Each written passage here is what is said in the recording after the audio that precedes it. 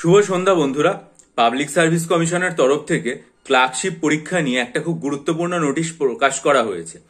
যেটা বলা হয়েছে সেটা হচ্ছে, it has come to the knowledge that some candidates during online application for clerkship examination had intentionally or unintentionally opted yes against the status of submission of appendix 1, although they are not eligible to get the facility for compensatory time or scribe.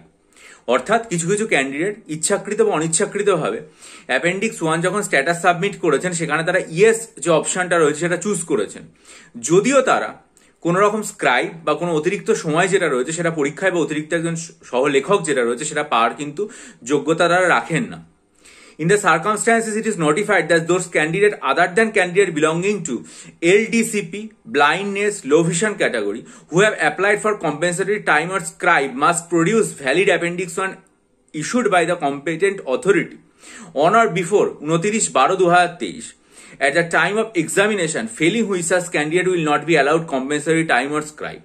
বলছে এই পরিস্থিতিতে যে সমস্ত ক্যান্ডিডেটরা এই low vision বা ব্লাইন্ডনেসের মধ্যে পড়েন না, তা সত্ত্বেও তারা আর কি অতিরিক্ত স্ক্রাইব এবং অতিরিক্ত টাইমের জন্য যারা দরখাস্ত জায়গাতে ইয়েস অপশন দিয়েছে, তারা যদি 29/12/2023 অর্থাৎ যেদিন আর কি ক্লার্কশিপ পরীক্ষার ডেটটা হলো সেদিনের মধ্যবর্তী সময়কালীন যে আর কি কম্পিটেন্ট অথরিটি যেমন chief medical officer, medical superintendent of a government health care institution তাদেরকে দিয়ে কোনো সার্টিফিকেট পরীক্ষার সময় জমা না করতে পারেন at the time of examination, তাদেরকে কিন্তু পরীক্ষায় অতিরিক্ত লেখকের সুযোগ সুবিধাও দেওয়া হবে না, অতিরিক্ত টাইম যেটা রয়েছে সেটাও দেওয়া হবে না।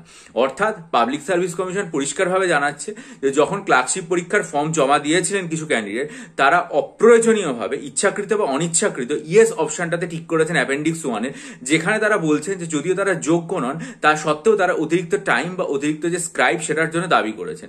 এবার এই যে তাদেরকে ক্ষতিপূরণ দেওয়া হবে যে টাইমটার মাধ্যমে বা পরিপূরক যে সময় দেওয়া হবে বা অতিরিক্ত একজন লেখার জন্য দেওয়া হবে, সেটার জন্য যদি তারা পরীক্ষার সময় এই 29/12/2023 অথবা তার আগে অর্থাৎ যেদিন ফর্ম ফিল আপ হলো সেই সময়ের মধ্যবর্তী সময়কালীন কোনো একজন আর কি চিফ মেডিকেল অফিসার বা medical superintendent of government health care ইনস্টিটিউশনকে দিয়ে কোনো সার্টিফিকেট জমা করতে পারেন, তবেই তারা এই সুবিধাটা পাবেন, নতুবা কিন্তু তারা এই সুবিধাটা পাবেন না।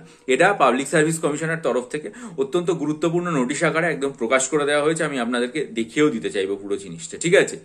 এবার দেখুন, অনেকে আমাকে যেটা জিজ্ঞাসা করছিলেন যে স্ট্যাটিক জিকে পোর্শন সেটার জন্য কিভাবে প্রস্তুতি নিতে হবে বা কোন কোন জায়গাগুলো আমাদের পড়ে যেতে হবে, ঠিক আছে? এখন ক্লার্কশিপ পরীক্ষায় তো কারেন্ট অ্যাফেয়ার্স এর মধ্যে স্ট্যাটিক জিকে একটা, এই কারেন্ট অ্যাফেয়ার্স বলছি জেনারেল স্টাডিজ এর মধ্যে স্ট্যাটিক জিকে একটা বিরাট অংশ দখল করে। তাহলে মোটামুটি কোন জায়গাগুলো পড়ে যেতে হবে সেটার জন্য আমি বিগত ক্লার্কশিপের যে পরীক্ষা রয়েছে 2019 বা 2018 যে সব পরীক্ষাগুলো এর আগে হয়েছিল সেই সমস্ত যে পরীক্ষাগুলো রয়েছে সেগুলোর যে ফর্ম কোশ্চেন পেপার সেগুলো কনসাল্ট করেছি, এবং সেখান থেকে যে মোটামুটি 20-25টা অংশ এসেছে বা 20-25টা টপিক এসেছে সেগুলো আমি আপনাদের সামনে তুলে ধরছি। আপনারা একেবারে শেষ মুহূর্তে সেগুলো দেখে যাবেন।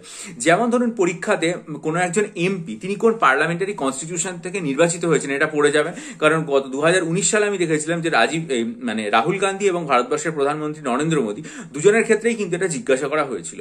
ধরুন কোনো একটা শহর সেটা কোন গুরুত্বপূর্ণ রাজ্যে অবস্থিত সেটার থেকে প্রশ্ন আসতে পারে।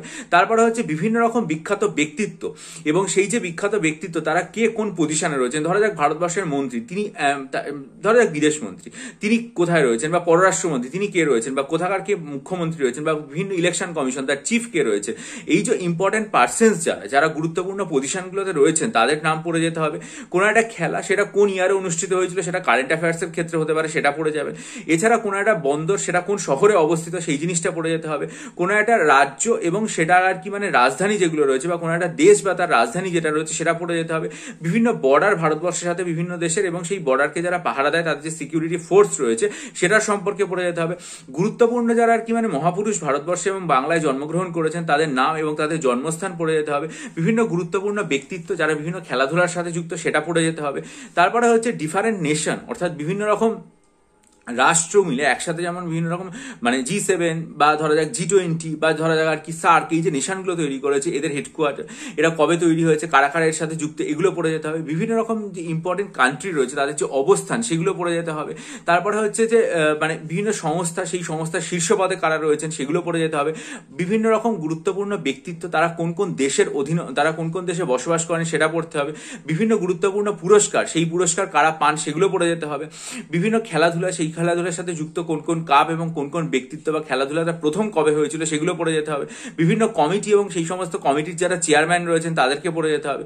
বিভিন্ন সংস্থা এবং সেই সমস্ত সংস্থার যে হেডকোয়ার্টার রয়েছে, কবে সেই সংস্থা প্রতিষ্ঠা হয়েছে এটা পড়ে যেতে হবে। কোনো একটা জিনিস যেটা প্রথম কবে অনুষ্ঠিত হয়েছিল, বিভিন্ন ক্ষেত্রে প্রথম যারা, যেমন পুরুষ বা মহিলা কারা, বা কোনো ক্ষেত্রে কার সবচেয়ে বেশি রেকর্ড রয়েছে সেগুলো পড়ে যেতে হবে।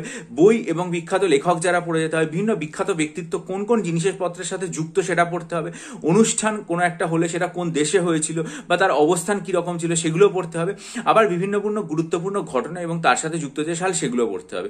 আর একটা জিনিস আমি দেখলাম সেটা হচ্ছে পরিবেশ বিজ্ঞান থেকে, পরিবেশ সংরক্ষণ এবং বিশ্ব উষ্ণায়ন থেকে কিন্তু বিগত বছরগুলোতে প্রশ্ন দেওয়া হয়েছে।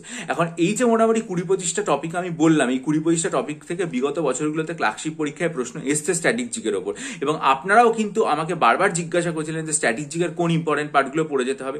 আমার মনে হয় যে এই যে পার্টগুলো রয়েছে এগুলো যদি আপনারা পুরোটাই পড়ে যেতে পারেন, শুধুমাত্র স্ট্র্যাটেজিকে না, এগুলো পড়লে বিভিন্ন ক্ষেপণাস্ত্র, এই জিনিসটাই লিখতে ভুলে গেছিলাম, ক্ষেপণাস্ত্র এটাও আপনারা পড়ে যাবেন। এগুলো যদি আপনারা পুরোটা পড়ে যান তাহলে আমার মনে হয় যে ক্লার্কশিপের যে স্ট্র্যাটেজিকে বা কারেন্ট অ্যাফেয়ার্স রিলেটেড প্রশ্ন সেটা আলাদা করে আর অসুবিধা থাকবে না। আর আমি তো আগে বারবারই বলেছি যে আপনার পরীক্ষা নভেম্বর মাসে হচ্ছে, মোটামুটি আপনি আর কি যদি জানুয়ারি থেকে সেপ্টেম্বর মাস পর্যন্ত কারেন্ট অ্যাফেয়ার্স পুরোপুরি পড়ে যান এবং জানুয়ারি মাসে যে সব পত্রিকাগুলো বেরিয়েছে যেগুলোতে বিগত বছরের কারেন্ট অ্যাফেয়ার আছে সেই অংশগুলো একবার শেষ মুহূর্তে দেখে যান।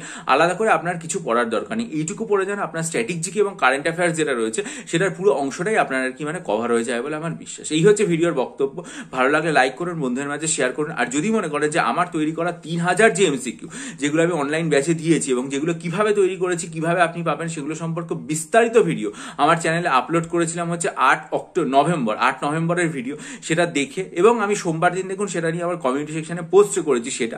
বা যদি কেউ মনে করেন ক্লার্কশিপের 18টা মক টেস্ট নিতে চান তাহলে দেখুন গতকাল আমার কমিউনিটি পোস্টারে সেই ভিডিও লিঙ্ক দেওয়া আছে, সেটা দেখে আমার সাথে ডেসক্রিপশন বক্সে ইমেলের মাধ্যমে যোগাযোগ করুন।